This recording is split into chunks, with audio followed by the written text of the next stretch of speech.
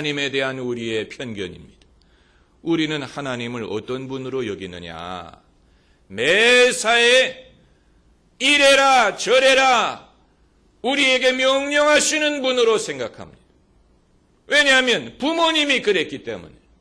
부모님은 늘 우리 보고 공부해라, 빨리 일어나라, 학교 가라, 뭐 해라 명령하는 분이었죠. 유치원 아이에게 엄마의 얼굴을 그리라 그랬더니 입을 크게 벌렸어요. 엄마는 늘 잔소리하는 분이기 때문에 엄마 하면 입이 생각나는. 선생님도 그렇고 직장 상사도 그렇고 권위의 위치에 있는 사람은 전부 다 명령하는 분들. 이래라 저래라 명령만 합니까? 타박하고 꾸짖고 야단칩니다. 그러다 보니까 죄인인 우리가 하나님을 생각할 때도 그런 식으로 생각할 수밖에 없는 것입니다. 하나님이 주시는 말씀은 다 우리를 야단치는 말씀이고 꾸짖는 말씀이고 명령하는 말씀일 것이다 라고 생각을 합니다. 그렇게 생각하는 이유는 한 번도 하나님의 음성을 들어본 적이 없기 때문에 그렇습니다. 하나님의 세미한 음성을 들어보면 그분의 말씀하시는 스타일은 우리가 평소에 생각하는 것과 상당히 다릅니다. 하나님을 안다는 말은 하나님의 음성을 듣는다는 말입니다. 어린 사무엘이 아직 하나님을 알지 못하였더라라는 말은 아직 하나님의 음성을 들어본 적이 없었어. 그래서 사무엘아 사무엘아 라는 음성이 들렸을 때 그게 자기 스승 엘리 제사장의 음성인 줄로 알았어요. 아직 하나님을 알지 못했어요. 그러므로 성경적으로 하나님을 안다, 하나님을 인격적으로 안다는 말은 어떤 신비한 경험을 말하는 게 아니고 하나님의 음성을 듣는다라는 말입니다. 예수님 말씀에 내 양은 내 음성을 듣느니라고 하셨어요. 신비한 음성 듣는 것을 말하기 전에 성경 말씀을 통하여 하나님의 음성을 들어야 된다면 내 편견을 끄고 하나님에 대한 편견을 접고 이 성경 말씀을 통하여 본격적으로 하나님을 알아가기를 시작해야 됩니다. 다시 시작하는 마음으로 배워야 됩니다. 다시 시작하는 마음으로. 이 운동 중에 유도와 레슬링은 비슷한 면이 많아요. 둘 다 상대방을 쓰러뜨리고 넘어뜨리고 그런 운동이 아닙니까? 그렇지만 서로 다른 스포츠입니다. 그렇기 때문에 예컨대 유도를 했던 사람이 레슬링을 시작한다고 하면 프로레슬링 말고 올림픽 레슬링. 자기가 안다고 생각하는 것을 버리고 다시 배워야 됩니다. 그래야 제대로 그것을 할 수 있습니다. 마찬가지로 사람이 그리스도인이 되기 이전에도 하나님에 대해서 어렴풋이 아는 많은 것들이 있습니다. 주워들은 것이 있습니다.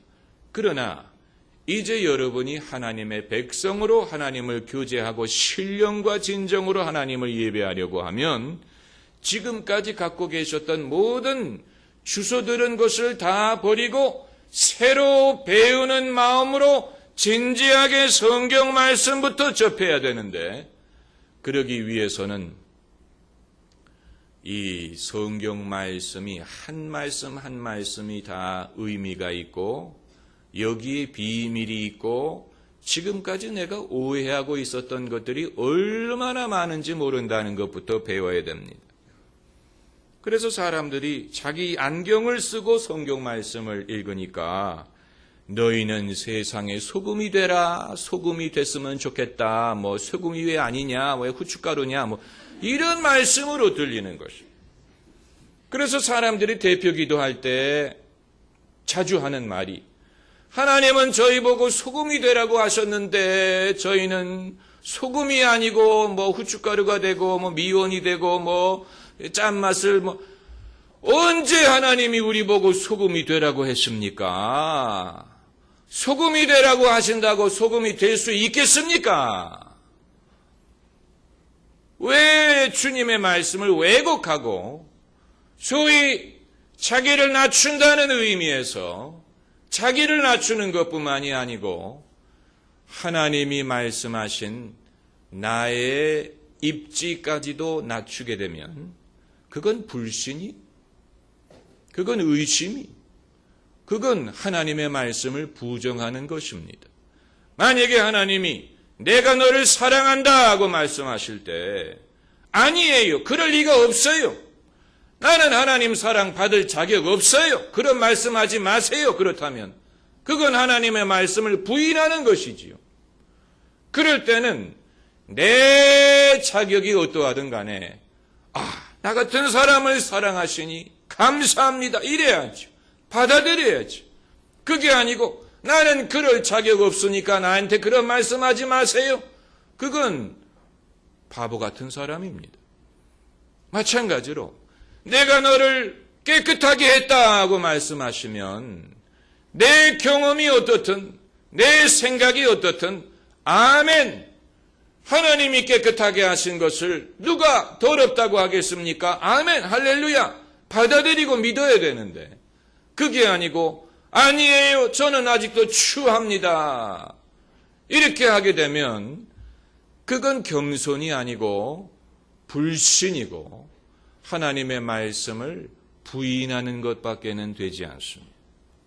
우리는 주님의 말씀에 우선순위를 두어야 됩니다. 주님의 말씀에 프라이오리티, 우선순위를 두어야 됩니다.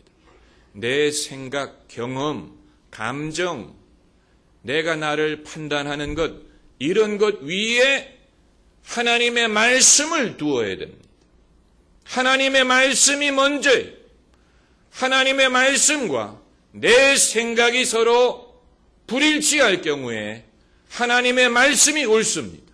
내 생각을 접고 하나님의 말씀을 받아들여야 됩니다. 내 생각은 중요하지 않습니다. 내 생각은 중요하지 않습니다.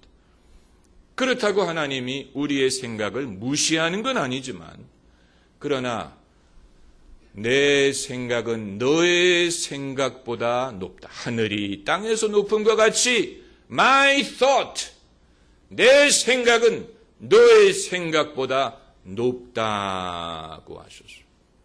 하나님의 말씀에 우선순위를 둬야 됩니다.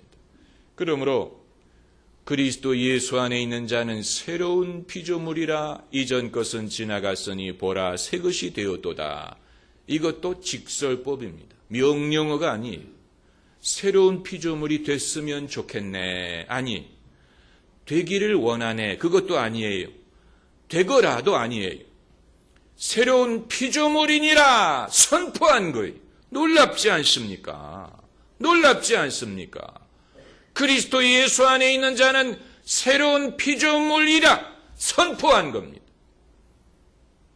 성경에 우리의 의로움, 우리의 구원, 그리스도 예수 안에 있는 우리의 위치에 대한 모든 말씀은 희망사항도 아니고 명령어도 아니고 전부 다 직설법으로 선포하는 그러한 문구로 되어 있습니다.